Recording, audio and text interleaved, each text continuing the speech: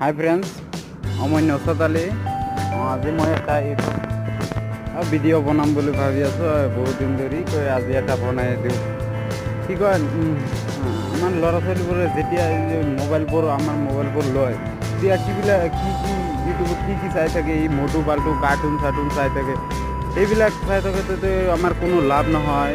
এই ল'ৰা ছোৱালীটো কোনো লাভ নহয়, কোনো শিক্ষাক দিশত কোনো আগুৱাই নাযায়।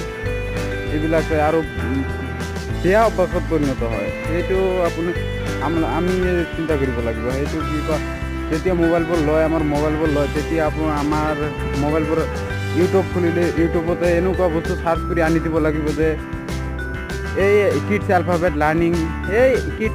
লাৰ্ণিং চাৰ্চ কৰিলে আৰু কিবা কিবি আহি যায়। এইবিলাক চালে অলপ হ'লেও বেয়া অভ্যাসটোক আমি ভালদৰে খটুৱাব পাৰিম। তো এইখিনিয়ে মোৰ ভিডিঅ'।